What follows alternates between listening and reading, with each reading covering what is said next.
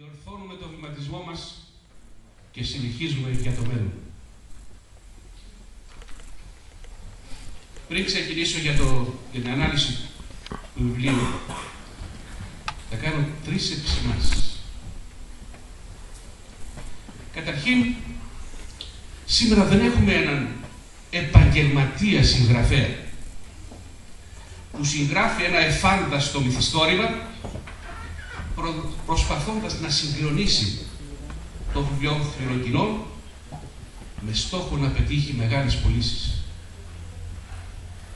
Εδώ η συγγραφέας δεν είχε καν στόχο τις πωλήσεις και κάποιες σημαντικές από αυτό εισπράξεις.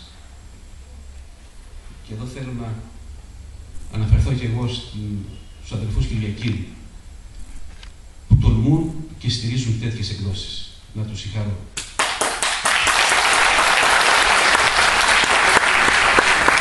Εδώ έχουμε ένα συγγραφέα που έπραξε το πατρογονικό της καθήκον με στόχο να αναθερμάνει τις σχέσεις των ποντίων με τις αλυσμόνητες πατρίδες μέσα από τα προσωπικά βιώματά της, από τις διηγήσεις του πατέρα και των δικών της και με απαράμελη έξαρση ψυχής, ταυτίζοντας της καρδιάς της τα κτυπήματα με τον προγόνο της τα εχνηλατήματα, όπως η ίδια λέει, μας έδωσε ένα θαυμάσιο σύμπραμα που θα μας συγκινήσει όλους. Δεύτερον, δεν έχουμε τον πολιτικό που στο κλείσιμο της καριέρας του μας αφηγείται και αναλύει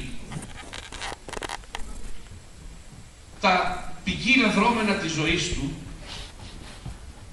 όταν όμως στην πράξη έκανε τα ακριβώς αντίθετα. Έχουμε εδώ έναν αυθόρμητο, αυθεντικό συγγραφέα που με καθαρότητα ψυχής, με ανιδιοτέλεια, χωρίς να επιζητεί φήμη και προβολή, καταθέτει στη μνήμη των προγόνων της ό,τι η ψυχή της υπαγορεύει και ό,τι σαν ιερό καθήκον απέναντι τους έπρεπε να κάνει. Αλλά έχει μεγάλη σημασία η ποντιακή γλώσσα και για κάθε πόντιο και μη πόντιο που θα διαβάσει το βιβλίο. Όλες οι λέξεις στην ποντιακή διάλεκτο, όπως και στην ελληνική, έχουν αιτιώδη σχέση μεταξύ λέξης, σημαίνων και πράγματος, σημενόμενο. Η ελληνική γλώσσα ακολούθησε την εξής διαδρομή. Είναι η εξέλιξη της αττικής διαλέκτου, μετά έγινε αλεξανδρινή κοινή και μετά έγινε η νεοελληνική κοινή, κατά τον κύριο Μπαμπινιώτη, τον καθηγητή. Η ποντιακή διάλεκτος ακολούθησε άλλη διαδρομή.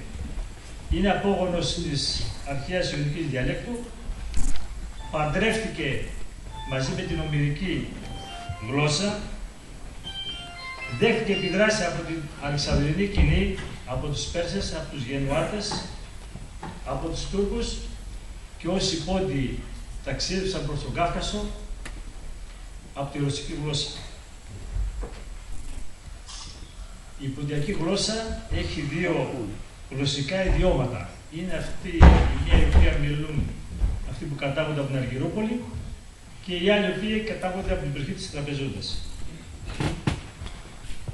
Ξεκίνησα από τη γλώσσα γιατί η ποντιακή γλώσσα, όπως και όλες οι άλλες γλώσσες του κόσμου, κουβαλάνε πάντοτε ιστορική μνήμη. Κουβαλάνε πολιτισμό. Και η ιστορική μνήμη των ποντιών είναι πάρα πολύ μεγάλη.